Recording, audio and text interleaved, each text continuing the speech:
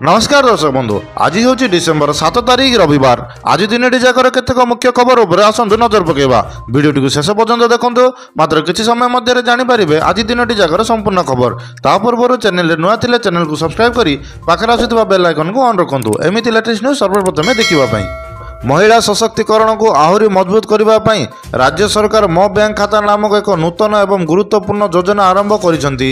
एही घोषणा मुख्यतः लक्ष्य होची आर्थिक अंतर्भुक्तिकरण को प्रोत्साहन देवा। सर्वशेष घोषणा अनुसार प्राथमिकता भितर यह योजना मिशन शक्ति अधीन में समस्त स्वयं सहायक गोष्ठीर सदस्य मानू सामिल करा जिवो।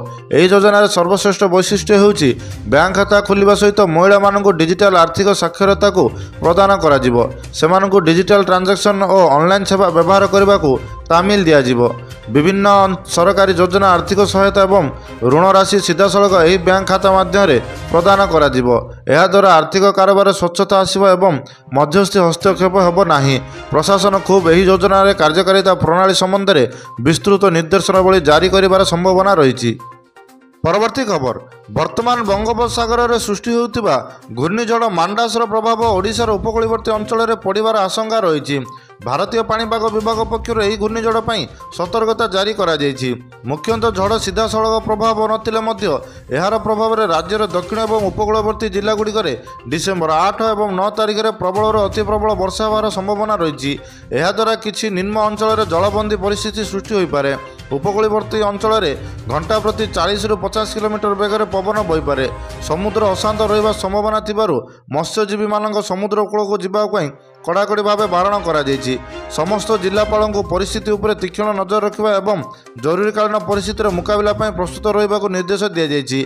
विशेषकर फसल अमल करुवा चाषी मान धान को सुरक्षित स्थान को नेबापी परामर्श दी जायछि। परवर्ती खबर एशियार सर्वबृहत्तम लुणी प्राणी ह्रद चिलिका को एक विश्वस्तरीय पर्यटन केन्द्र में परिणत करने ओडिशा सरकार चिलिका उन्नयन कर्तृपक्ष मिलित भाव अनेक गुरुत्वपूर्ण पदक्षेप ग्रहण करिसेंती। ह्रदर परिवेश एवं जैव विविधता को सुरक्षा देवा सहित इको टूरिज्म को प्रोत्साहित करने पर विशेष ध्यान दि जायछि। पर्यटन मान को आकृष्ट करने चिलिकार अत्याधुनिक एवं सुरक्षित जल क्रीड़ा व्यवस्था आरंभ करा जिवो। सुरक्षित बोटिंग पर नुआ जेटी एवं वाच टावर निर्माण करा जिवो। पर्यटक रहणी इको कजेट एवं विश्राम स्थल उन्नतीकरण करा जिवो। स्थानीय लोक विशेषकर मत्स्यजीवी संप्रदाय को नहीं पर्यटन कार्यक्रम को आगक बढ़ावा तालीम एवं सचेतन कार्यक्रम जारी रही। परवर्ती खबर उत्तर पश्चिम दिगरु ठंडा एवं शुष्क पवन प्रभाव पड़ा कारण ओडिशा रे पुणी थे शीतर प्रकोप तीव्र होबार संभावना रही। आंचलिक पाणीपाग केन्द्र पक्षर यह संपर्क में सतर्क सूचना जारी करिछि।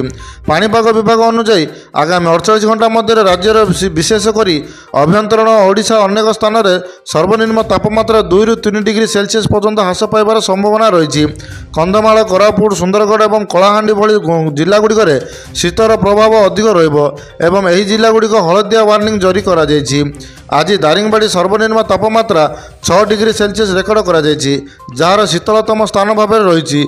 जिला प्रशासन पक्षर वृद्धावृद्धि शिशु एवं असहाय लोकों शीत प्रकोपर रक्षा करने उचित व्यवस्था निया कंबल बंटन करने को निर्देश दि जायछि।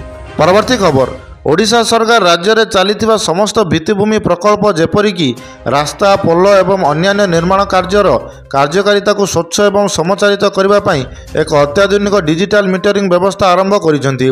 पुराना मैनुअल मीटरिंग प्रणाली रे थिबा त्रुटि को दूर करी निष्पत्ति नेबार प्रक्रिया को द्रुत करने एवं आर्थिक स्वच्छता आनिबार एहार मुख्य लक्ष्य। यह व्यवस्था मुख्यतः AI drone based surveillance dealer scanning GIS dashboard उपरे पर्यवेसित। यही डैशबोर्ड माध्यम प्रकल्प अग्रगति को वास्तव समय ट्रैकिंग करा जाय परिबो।